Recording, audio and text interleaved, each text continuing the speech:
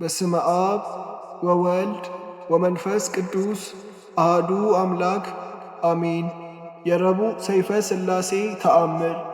ይቅርታቸውና ሀብተ ረድኤታቸው በወዳጆቻቸው በሁላችንም ላይ ለዘላለሙ ይደርና ስሉስ ቅዱስ ያደረጉት ተአምር ይህ ነው። እግዚአብሔርን የሚፈራ አንድ ጻድቅ ሰው በፍልስጤም አገር ነበር። እሱም ቅዱሳት መጻሕፍትን የመጻፍ ችሎታ ነበረው። በጽሕፈት አዋቂነቱም ከሌሎች ጸሐፊዎች ሁሉ በጣም ብልጫ ያለው ነበረ። ከዕለታት በአንደኛው ቀን በበጎ ሥራው የተደነቀ አንድ አገረ ገዥ መጥቶ አንተ ደገኛ የሆንክ ወንድሜ ሆይ ክቡር የሚሆን ሰይፈ ሥላሴ የሚባል መጽሐፍ ትጽፍልኝ ዘንድ ወደ አንተ መጥቻለሁ በማለት ጸሐፊውን ጠየቀውና እሺ በጎ አሰኘው።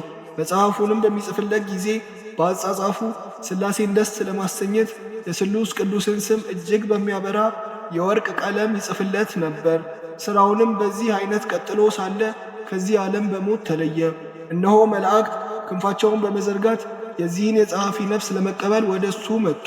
መላእክትም ከስሉስ ቅዱስ ዙፋን ፊት ባቀረቡት ጊዜ የሰማይና የምድር ገዢዎች ሥላሴ እንዲህ አሉት፣ አንተ ጸሐፊ በሕይወትህ ሳለህ ስማችንን አስጊጠህ እንደ ጻፍ ተድላ ደስታ ወዳለበት ገነት ና ግባ አሉት።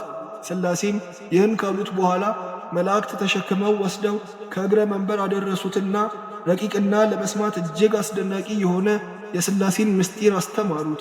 ዳግመኛም እኒሁ መላእክት አንተ ጸሐፊ ሆይ በወርቅ አምድ ላይ የተጻፈውን ስምህን ታይ ዘንድ ና እንውሰድህ አሉት።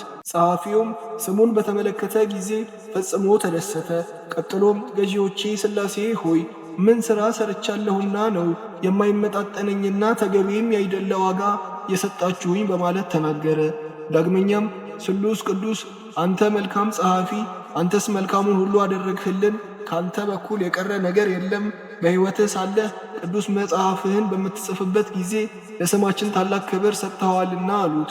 ይህንም ካሉት በኋላ የብርሃን መጎናጸፊያ አጎናጽፈው የወርቅ ዘውድ አቀዳጁትና ዕዝራና ሄኖክ ኤልያስም በሕይወታቸው ካሉበት በተድላ ገነት አስቀምጡ።